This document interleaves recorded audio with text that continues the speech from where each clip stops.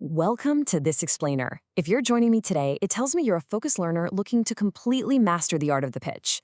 Today we're taking what might initially look like a dry, standard list of institutional guidelines and transforming it into a totally empowering masterclass on pitching your scientific research. We are going to break down the exact step-by-step requirements for your PG project proposal presentation and, honestly, uncover the hidden blueprint for success that's buried right inside these rules. By the time we wrap up this explainer, you won't just know the rules. You'll understand exactly how to use them to craft a compelling, undeniable research story that will absolutely captivate your review committee. Let's get into it. Okay, let's dive into this. Our presentation journey today is divided into 4 strategic phases. First up, the perfect proposal blueprint. Second, structuring your core science. Third, addressing reality and execution. And finally, the rules for flawless delivery. This agenda actually models the clear, logical flow they expect from your own proposal. So let's get started. Phase 1, the perfect proposal blueprint. This is all about setting up your research story.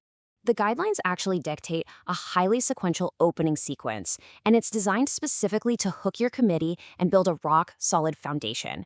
Think of it like a funnel, right? You start wide with your title slide that establishes your project title, your name, your guide, and your department. Almost immediately, you move right into the introduction and background to give the committee the broad context they need to understand the landscape. Then you start creating some tension with the problem statement and the need for the study, really highlighting the exact gap that desperately needs solving. Finally, at the narrowest part of that funnel, having just clearly established the problem, you present your precise, targeted aim and objectives. It's just a perfect logical progression from broad background straight down to your specific mission. Moving on to phase 2, structuring your core science. This is where we focus on proving exactly how the research will be done. So you've set the stage, but now comes the heavy lifting. The focus completely shifts from what you want to do to proving exactly how you're going to execute your study.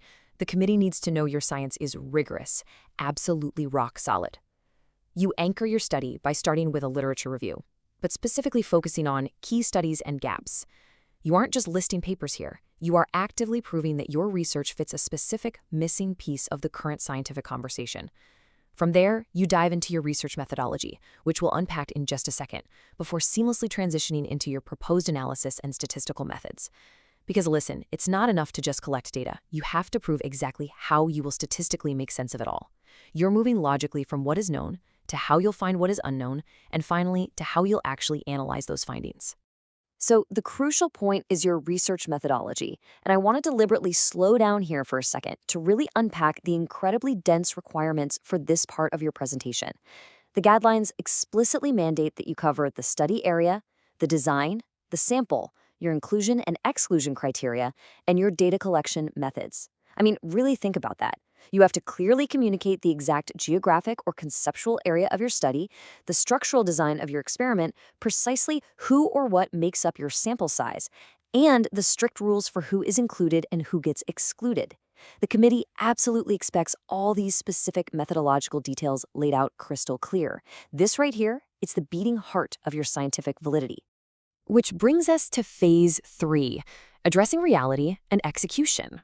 It's time to ground the proposal in reality. Let's move to and see how this builds, because it is one thing to have a brilliant scientific idea, but your committee needs an actionable, real-world plan.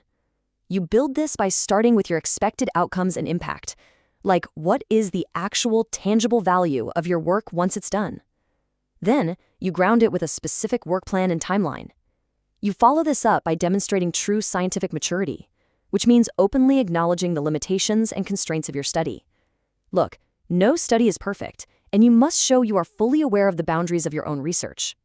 Finally, you list your references. So you journey from the anticipated, world-changing impacts of your work all the way down to a humble acknowledgement of your constraints and the sources you built upon. Now, your work plan must be a timeline. And instead of throwing up a messy block of text, you want to show a clear, highly visual progression. Think month 1, literature review. Month 3, data collection. Month 6, proposed analysis. Month 8, final outcomes. By plotting this out visually, you instantly prove to the committee that you haven't just thought about the science, you've completely mastered the project logistics. You're proving, without a doubt, that your study is actually doable within the time you have. Now, before we leave the structure entirely, we absolutely have to address your references. The guidelines are incredibly strict here. They explicitly require references in Vancouver style. I want you to pause and really recognize this strict, non-negotiable structural requirement. Vancouver style relies on a numbered system, where references are listed at the very end of the document in the exact order they appear in the text. So do not use APA, do not use MLA, and definitely do not just drop raw hyperlinks. Adhering to this specific formatting constraint shows major attention to detail and absolute respect for the institutional rules. Phase 4, Rules for Flawless Delivery. Time to hit the hard constraints. Okay, you have the perfect structure, but how do you actually execute it? Well, the guidelines set out absolute strict boundaries. The first hard constraint, 20. Your presentation must consist of a maximum of exactly 20 slides, period. We just walked through the 11 specifically mandated structural steps, right? That means you have a maximal of 9 additional slides to play with if you really need to expand on your methodology or background.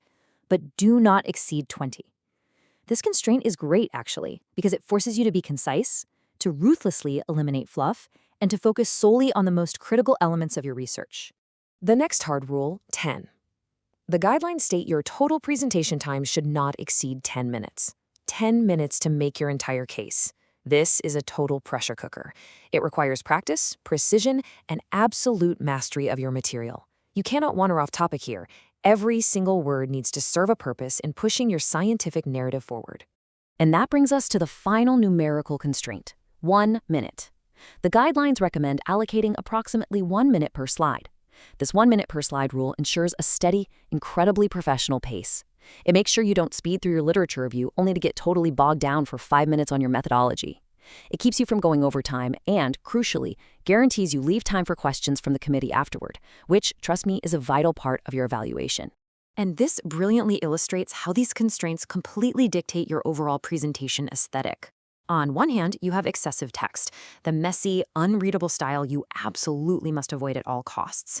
On the other hand, you have bullet points, visuals, and charts, the clear, focused, and highly scientific aesthetic that is required. The document explicitly states the presentation should be clear, scientific, and convey information efficiently. Because think about it, if your committee has to squint to read a massive wall of text, they aren't listening to you. Use charts for your timeline, snappy bullet points for your inclusion criteria, and clean visuals to explain your study design. As we wrap up this explainer, I really want to leave you with this provocative thought. If your research is limited to a strict 10 minutes, what essential details will you prioritize to make your scientific narrative truly unforgettable?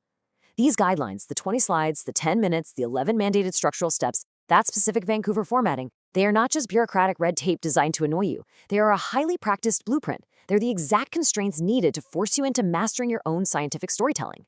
So embrace the blueprint, practice your pacing, and go make your pitch absolutely undeniable. Thanks so much for learning with me today.